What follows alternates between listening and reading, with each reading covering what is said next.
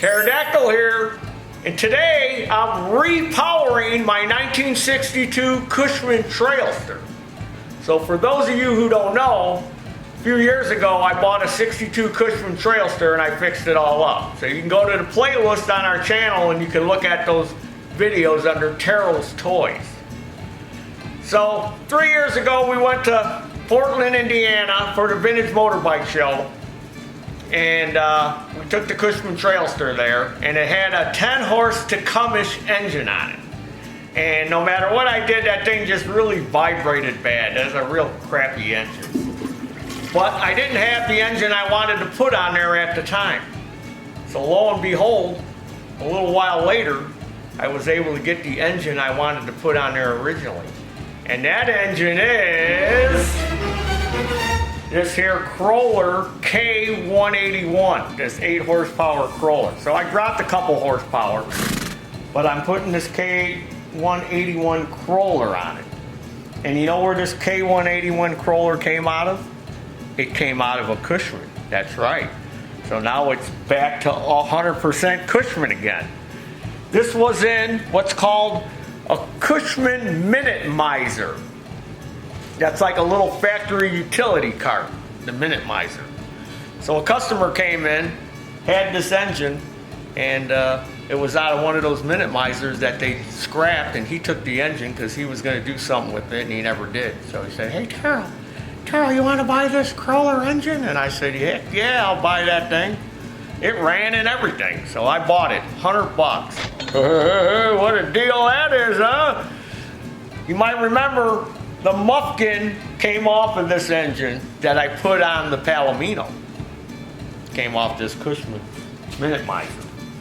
So let me show you what I'm doing here, because I had to do quite a bit of stuff to get this to work in place of the Tacumish that I had in there originally. So I got the engine mounted. I'm still on my anti-vibe mount, but I'm eliminating a few mounts that I had down here. These brackets, I had some anti-vibe mounts in there. Well, I'm eliminating those. I'm just going to use the 4 underneath this plate, and then I got 2 big ones that go this way underneath. If you want to know more about what I'm talking about, you got to check out the build on this in Taryl's Toys. So I got the throttle hooked up. I got it all wired up and everything, and I'm getting pretty close to putting the chain on. Now the muffin came out of this side, so now what I got to do is cut this bracket off the frame, flip it around, and re-weld it in, because now the muffin's coming out of here.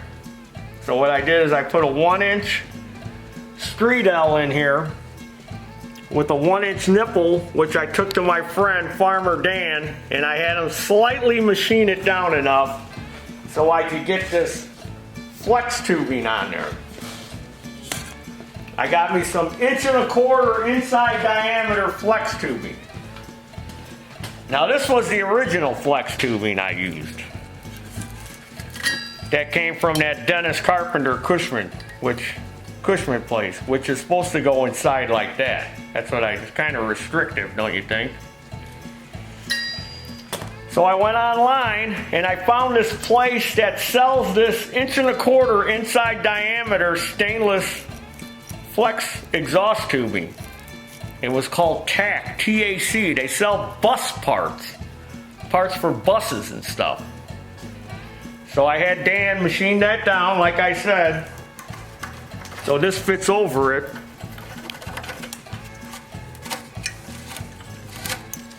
And I had to machine it so I can go all the way up to that nipple. And then it also fits on the outside of this. See? It gives it a nice cleaner look. So when I flip this bracket around, it'll go back in that little cradle that's on this side. But I gotta flip it around and re-weld it in, and then weld my little brace that's on this side. I gotta weld another one in over here to steady that muffin. Then I'm gonna have to take this off again, cut it loose, and offset it. See how it's offset this way for the muffin to go through? I had to do that when I had the Tecumseh on it, so now I gotta do the opposite. Cut it loose and move it this way.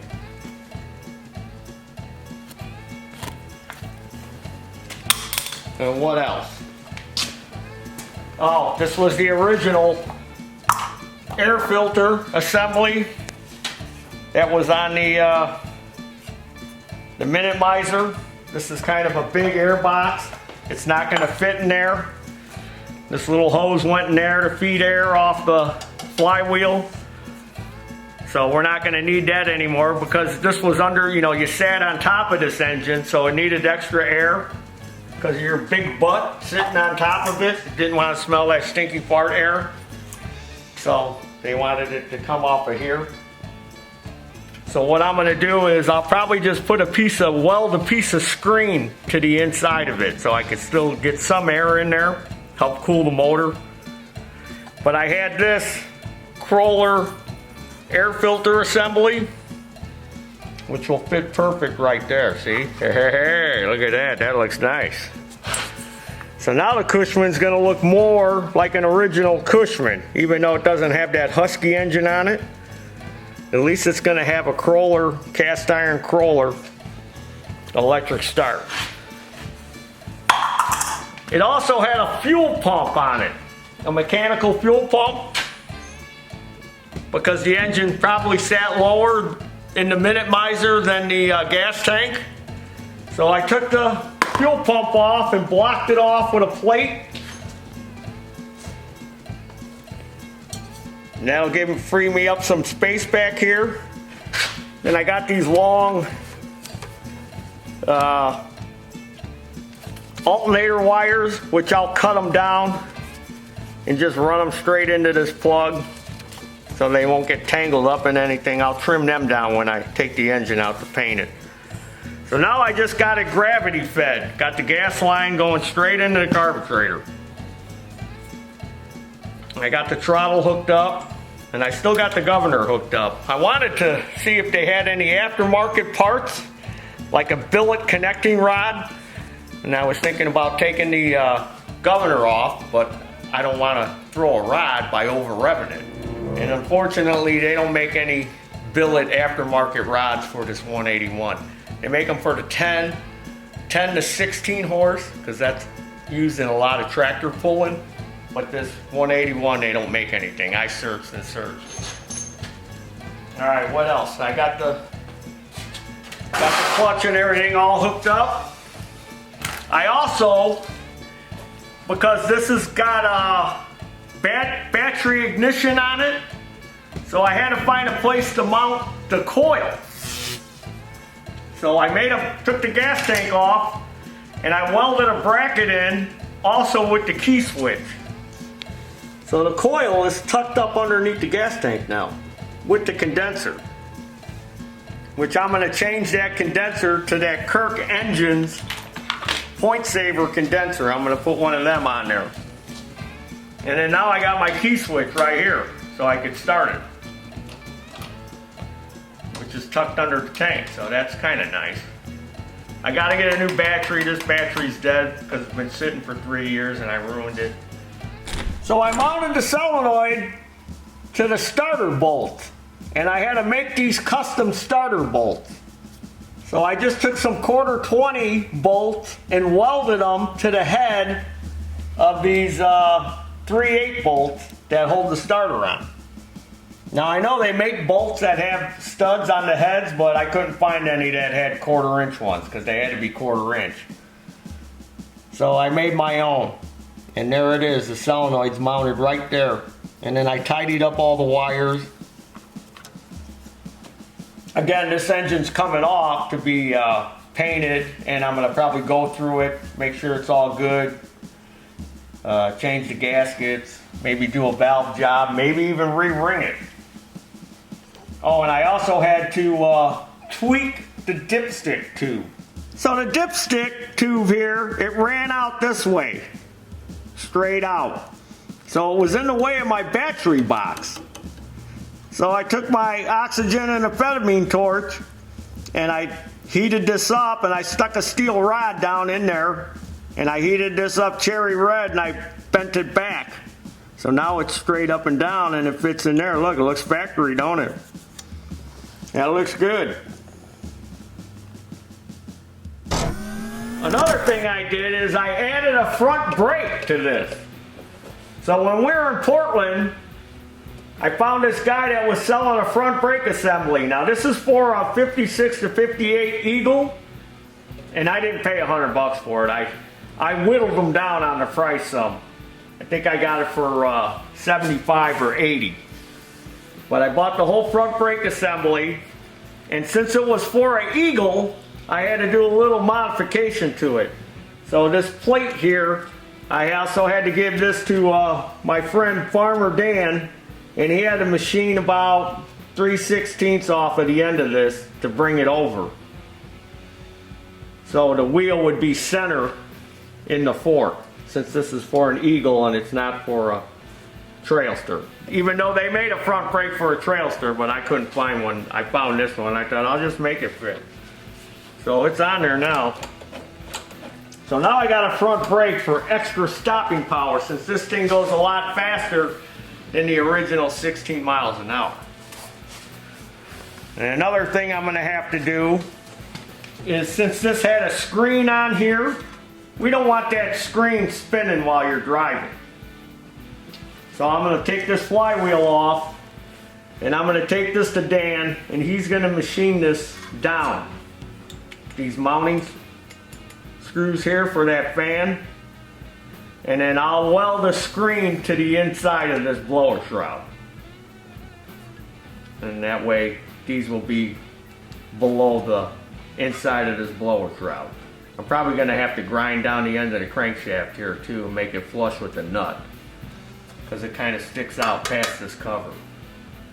So that way we don't have anything spinning there while the engine's running.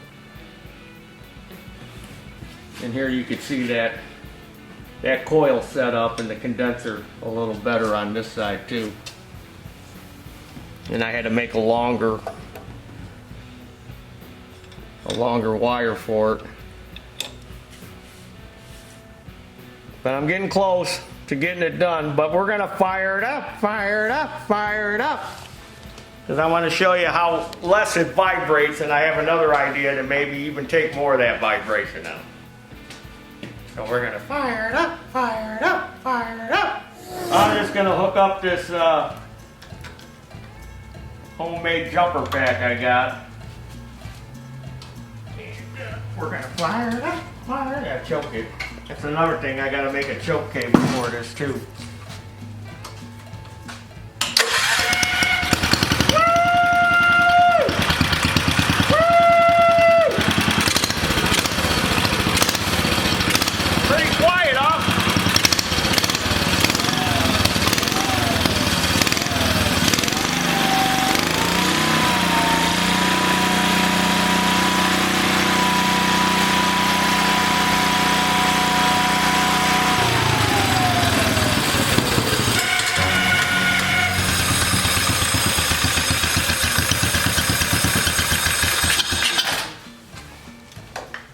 Jumper came off, started arcing and sparking. Alright, so I'm going to try to get more vibration out of it. I don't know if this is going to work or not, but I'm going to try it. So what I'm going to do is, you can come over here, Mr. Cameraman, we want to look in the top here. I'm going to take these two bolts out, and I got these are regular engine spacers. And I'm going to put some longer bolts in, put these spacers here, then I'm going to make me a bracket that's going to go across here and then up and tie into the frame. Because I think that the engine's going like this a little bit, and I think if I could secure it, steady it to the frame, I may be able to take even more vibration out.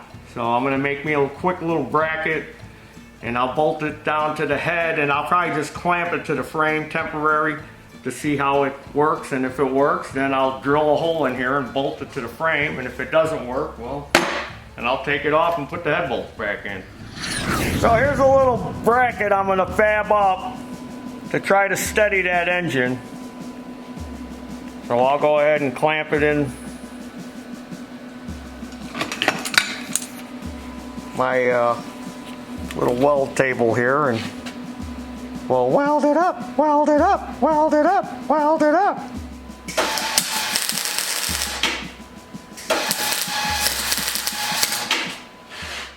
I've got my bracket on, and I just got it vice grip to the frame, and let's see if this makes any kind of difference in taming down that vibration.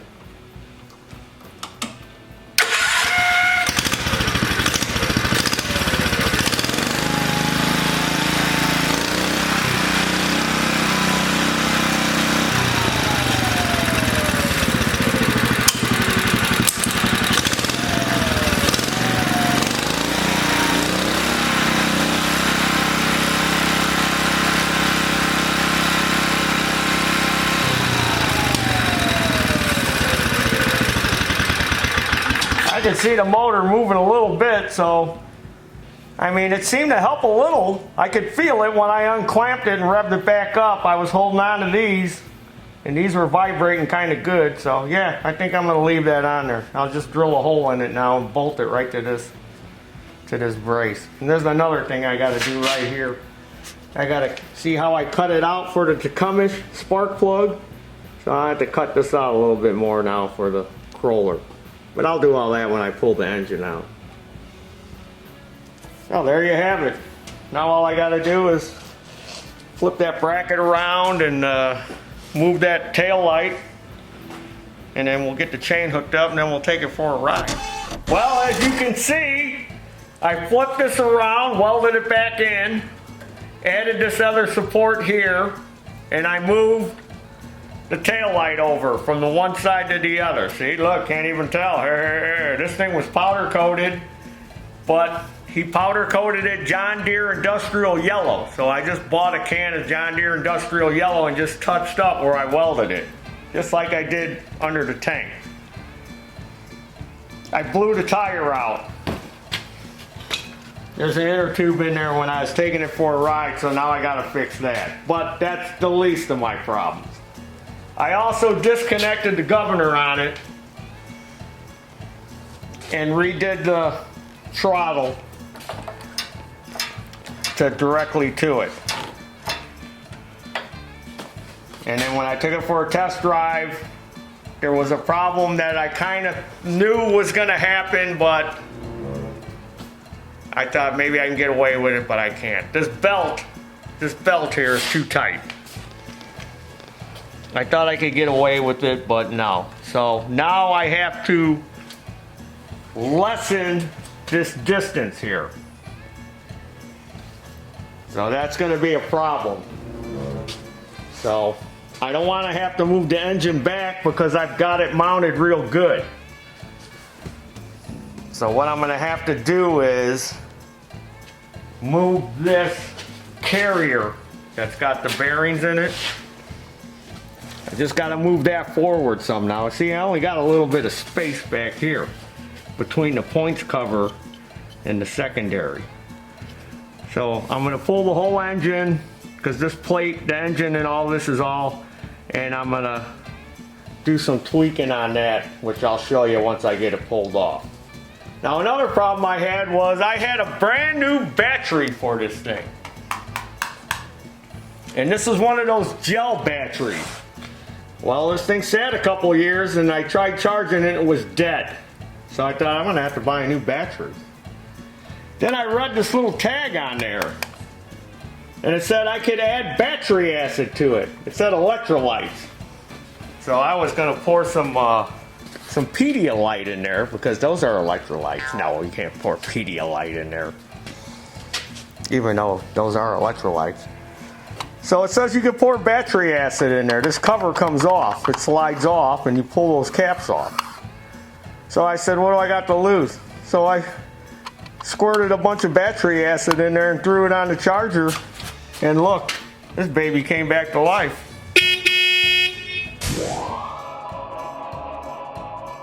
Well, here she is. All repowered.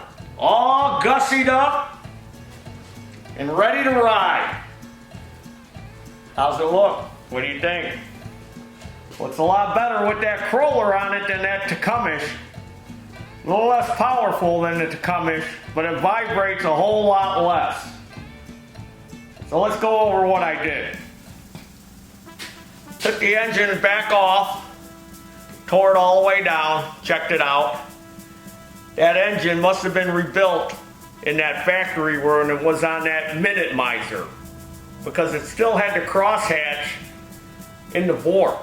So, and I could tell there was silicone on some of the gaskets, like somebody had taken it apart. Oil pan gasket, some of the other gaskets had red silicone on it. So probably their maintenance department, when that thing was on the minute miser, they must have rebuilt it. But I took it apart, checked the ring end gap was good, because I was going to re-ring it. Did a valve job while I had it apart. Put all new gaskets on it. And then, as they say in England, gave it a lick of paint. Painted it up nice.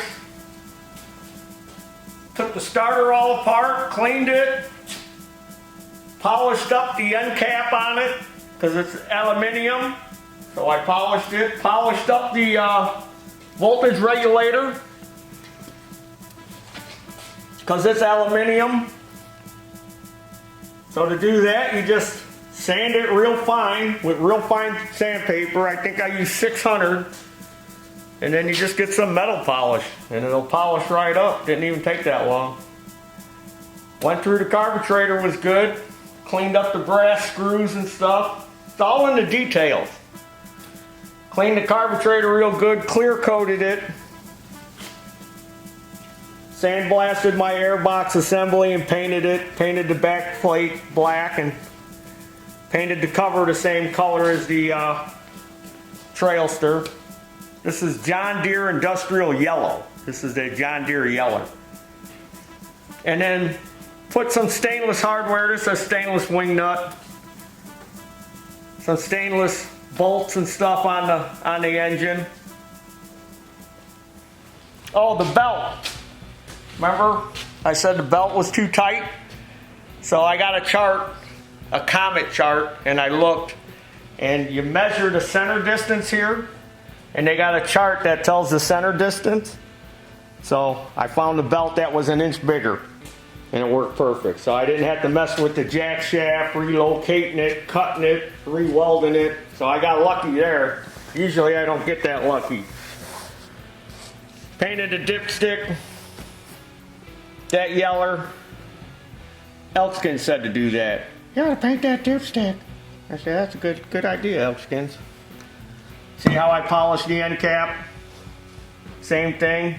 Sanded it with real fine sandpaper and then got some metal polish when I had it apart. Put stainless nuts everywhere I could. Stainless. This was original. Oh, look at this here! Oh! Look at this, mate!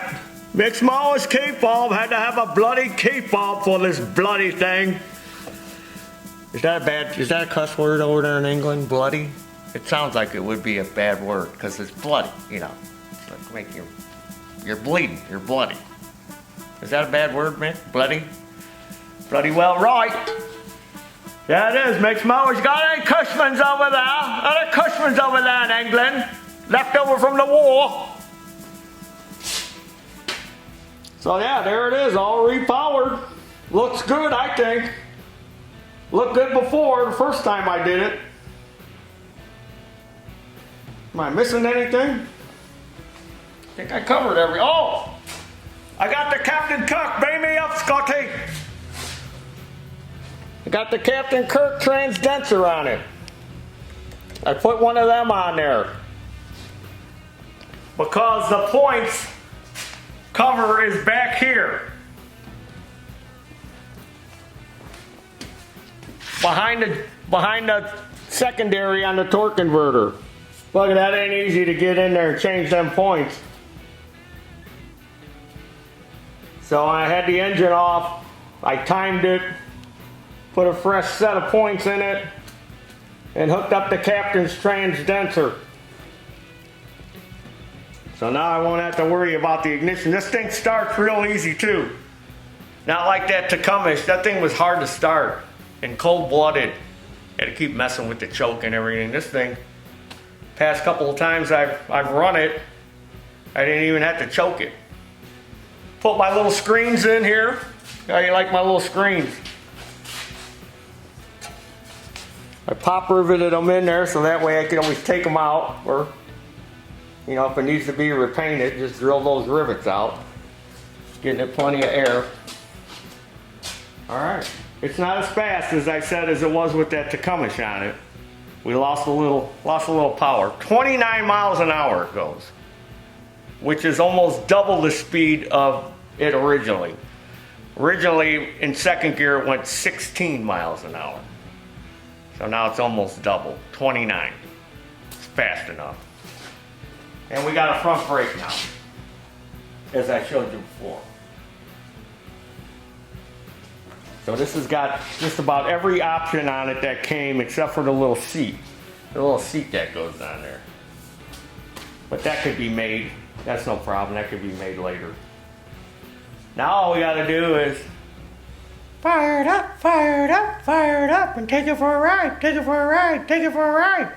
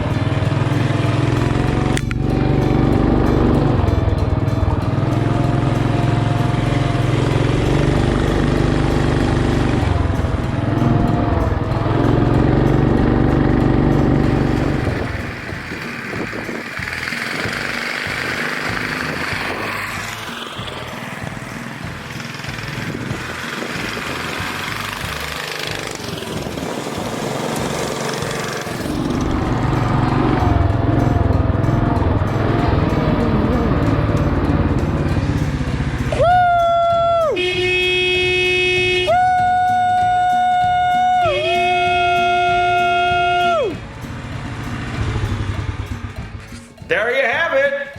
The Repower on the Cushman Trailster, 1962 Cushman Trailster. Just like that other show, Roadkill, those guys go back and mess with old projects. Same here at Grass Rat's Garage. We revisited an old project that we did a few years ago. Now I repowered it. You're probably thinking, Taryl, why are you drinking a Coors? There's a ham shortage right now, and that's for real. I gotta drink Coors. They're like, well, what beer do you like other than ham? So, like the Coors Banquet. So, subscribe to this YouTube channel. Taryl Fixes All, that's me, the crazy hillbilly, riding on a Cushman Trailster like a 10-year-old kid. Follow me with your Cushmans on Facebook and Instagram. Come on. Come on. Whoa, don't run me over with that Cushman. Go to our web store, buy some Taryl Apparel.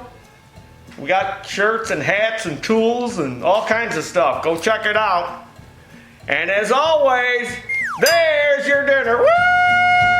Repowered the Cushman with another Cushman engine from a Mini Miser. It's all Cushman again. I call it a retro mod. That's what it is. It's a retro mod because I modified it. It's old, but yet it's modified. and it's got some new stuff on it. That's what retro mod means. Retro mod Cushman Trailster, that's what I'm calling it.